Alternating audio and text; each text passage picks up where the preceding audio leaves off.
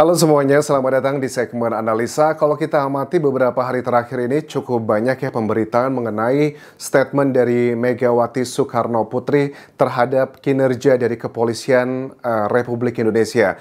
Megawati dengan tegas mengatakan, ini kenapa sih polisi ini kayaknya bobrok banget begitu. Kasus Sambo, kasus AKBP Akhirudin, kemudian masih ada sejumlah kasus lainnya yang melibatkan kekuasaan. Ini kesannya adalah Polri itu semena-mena. Bahkan Megawati juga mengungkit kembali karena pada saat beliau menjabat sebagai presiden, tepatnya ini kalau nggak salah di tahun 2001 hingga 2004, karena Megawati waktu itu adalah sebagai wakil presiden, kemudian Gus Dur sakit dan digantikan oleh dia, itu adalah masa di mana dia menjabat sebagai presiden, dan di masa itulah catatan sejarah di Indonesia itu terbuat di mana Polri itu dipisahkan dari TNI. Megawati mengungkit kembali, kalian tuh jangan semena-mena, jangan arogan. Itu gara-gara saya tuh ya, Polri itu dipisahkan dari TNI. Karena bagaimanapun juga kalau TNI dan Polri digabung artinya ada pembagian kayak jatah untuk kekuasaan yang mungkin akan berkurang, serta juga berhubungan dengan uang, politis, dan banyak lagi faktor lainnya.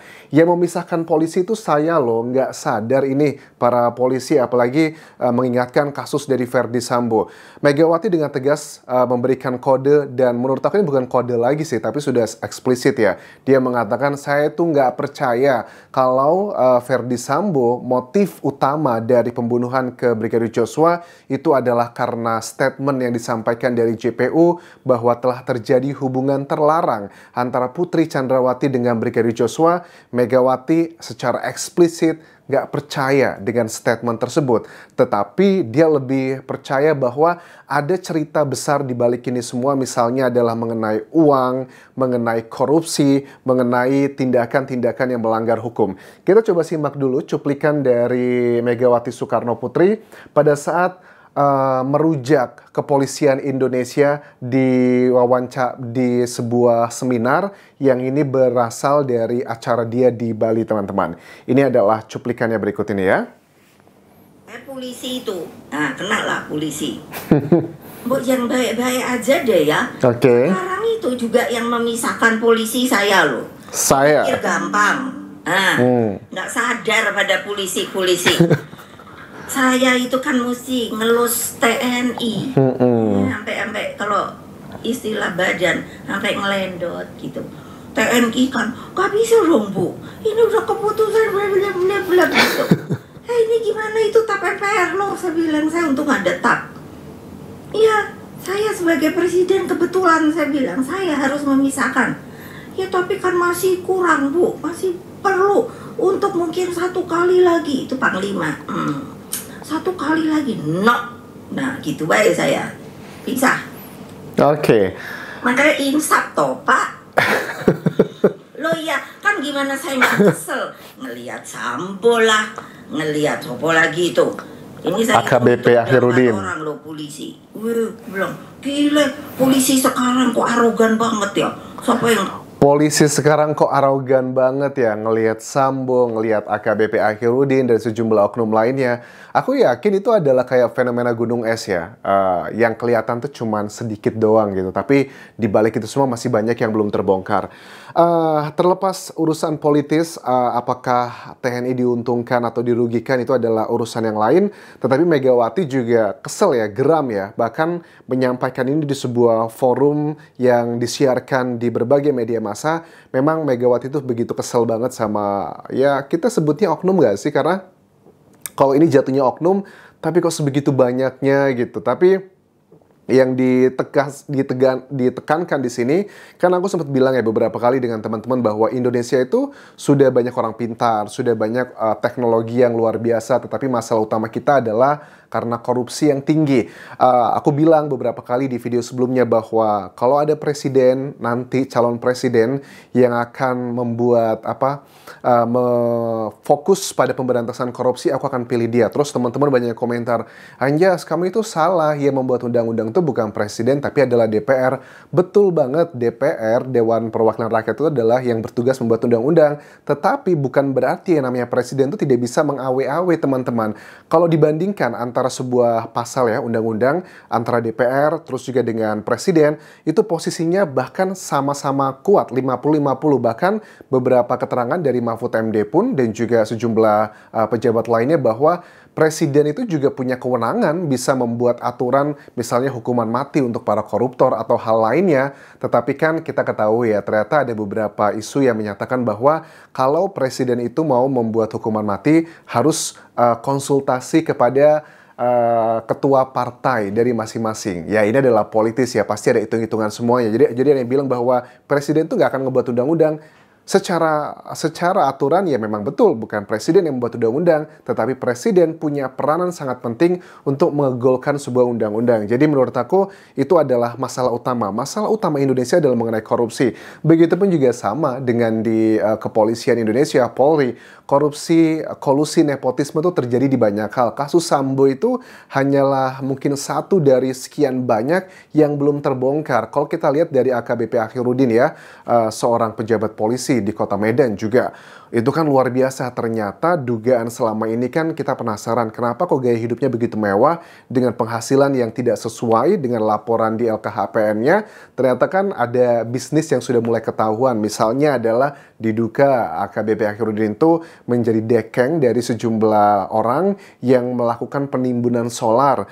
Terus juga yang tidak dilaporkan harta dari LKHPN-nya Akhirudin adalah mengenai ada hotel dan juga kos-kosan. Padahal kalau di LKHPN kan hartanya nggak nyampe 500 juta rupiah, tetapi lebih dari itu ternyata yang banyak disembunyikan. Jadi aku rasa hal yang wajar seorang Megawati Soekarno Putri, dia punya catatan sejarah untuk membantu Polri untuk pisah dari TNI pada masa jabatan periodenya beliau. Karena beliau sangat kecewa kok tiba-tiba begitu gitu ya, apalagi dengan kasusnya Sambo. Bahkan salah satu menurut Megawati ya, mantan Kapolri itu sempat mendatangi dirinya untuk meminta bantuan karena waktu awal-awal kasus Sambo itu muncul ada perdebatan, terutama dari Menko Polhukam ya, Pak Mahfud MD juga beberapa kali berdiskusi apakah mungkin Polri ini agar lebih bisa dikontrol, lebih baik Polri itu berada di bawah sebuah lembaga kementerian.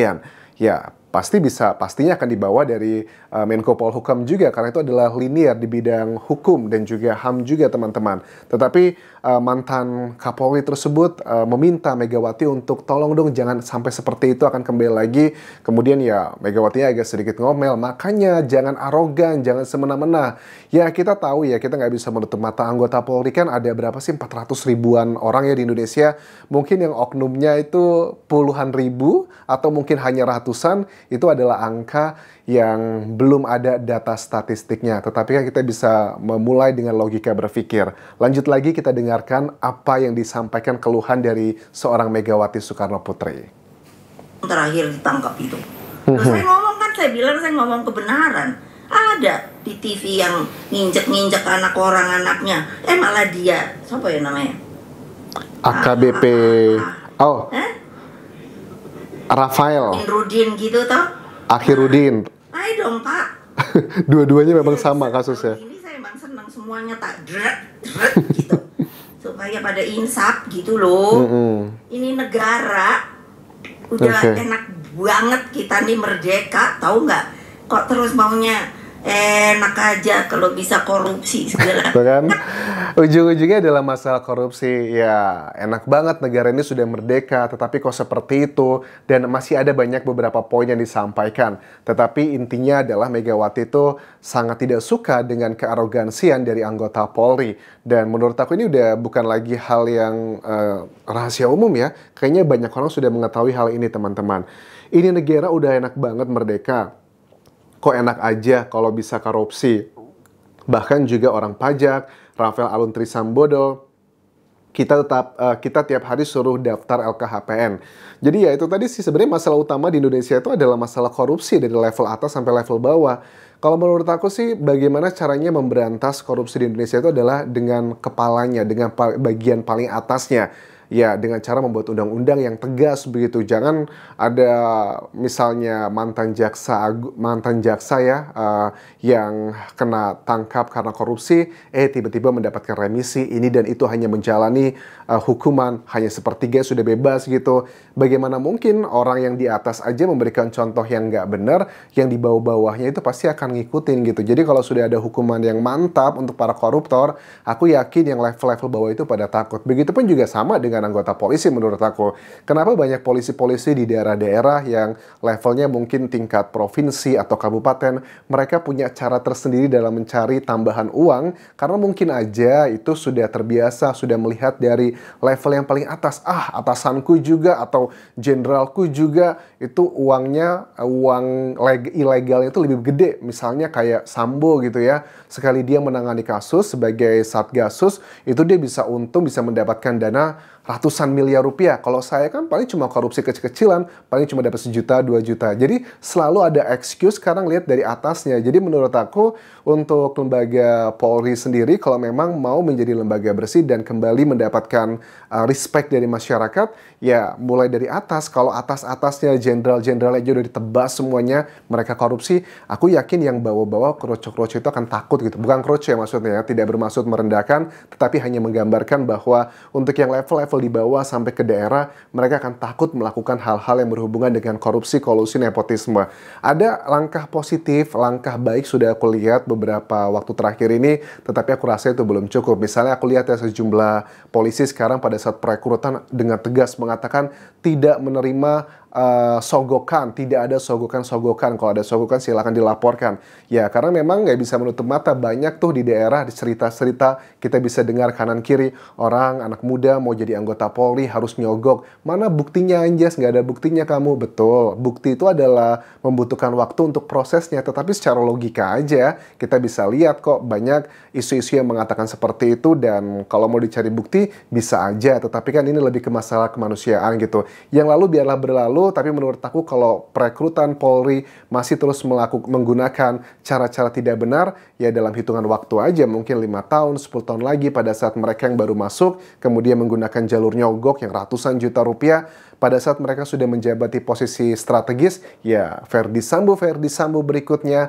atau AKBP Akhirudin berikutnya akan terus bermunculan di Indonesia. Tetapi ya di sisi lain pada saat kita cinta dengan Polri, kita nggak boleh terbutakan mentang-mentang cinta, pada saat kita melihat faktanya memang buruk seperti itu, lantas kita tidak mengindahkannya, itu juga tidak benar. Kalau ada yang baik kita apresiasi, kalau ada yang tidak baik ya harus kita kritisi, karena bagaimanapun juga kita juga butuh Polri sih. Kalau tidak ada Polri juga bagaimana penegakan hukum di Indonesia.